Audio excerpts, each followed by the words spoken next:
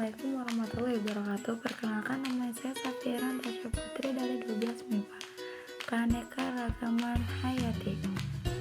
Keanekaragaman hayati merupakan istilah yang digunakan untuk keanekaragaman sumber daya alam, meliputi jumlah maupun frekuensi dari ekosistem, spesies maupun gen di suatu tempat.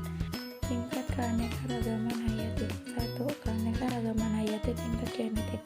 Keanekaragaman genetik yang ada di dalam suatu spesies, di mana setiap spesies memiliki berbagai variasi genetik antara individu-individu yang membentuknya.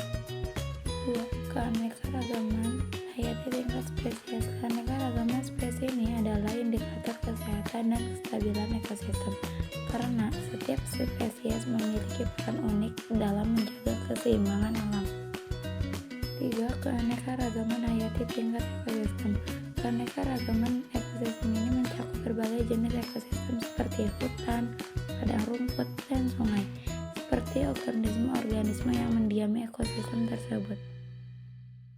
Yuk, simak selanjutnya contoh keanekaragaman hayati di Indonesia. Yang pertama, hutan hujan tropis. Indonesia punya sebagai besar hutan hujan tropis di dunia, terutama di Pulau Kalimantan, Sumatera, Papua, dan sebagian Jawa.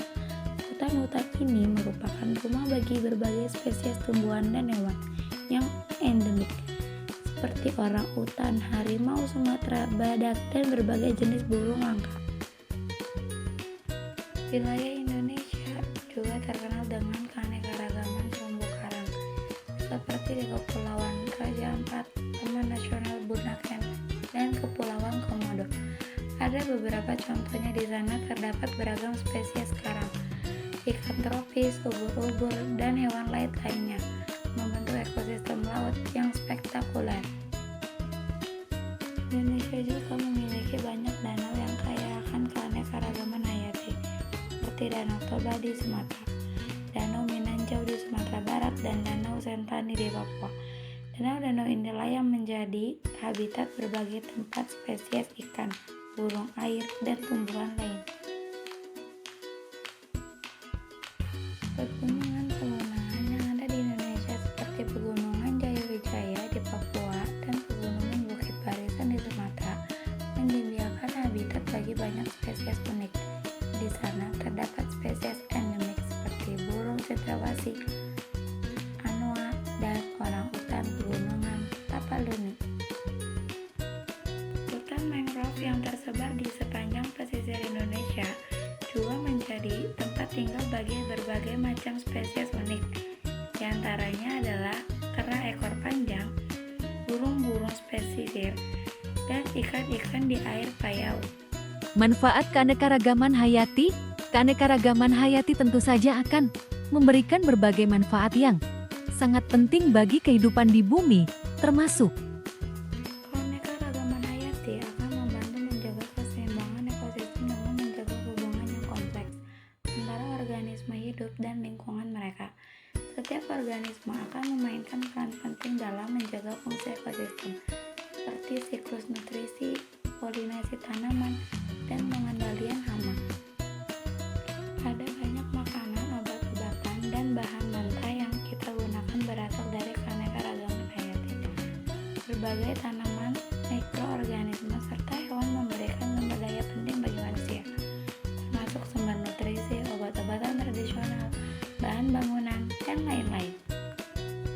Keanekaragaman genetik dalam suatu spesies memungkinkan adanya adaptasi terhadap perubahan lingkungan, seperti perubahan iklim, penyakit, atau gangguan lingkungan lainnya.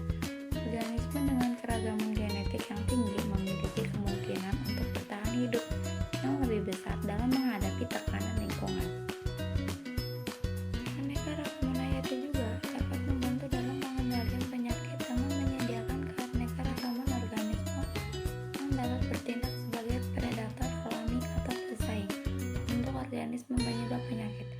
Sebagai contohnya, beberapa jenis serangga dan mikroba dapat membantu dalam mengendalikan populasi hama atau penyakit tanaman. Keanekaragaman hayati juga akan memberikan sumber daya yang tak ternilai bagi peneliti ilmiah dan pendidikan. Studi mengenai keanekaragaman hayati dapat membantu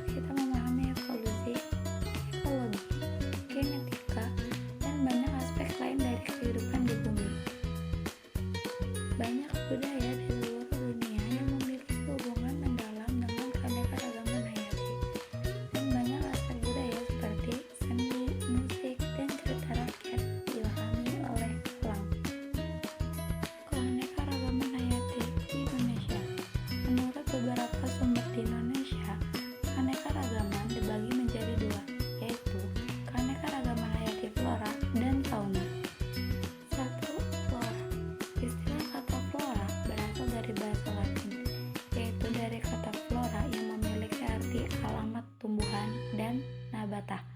Flora dapat diartikan sebagai kelompok tanaman atau tumbuhan. Di dalam dunia tumbuhan ada yang dinamakan flora endemik.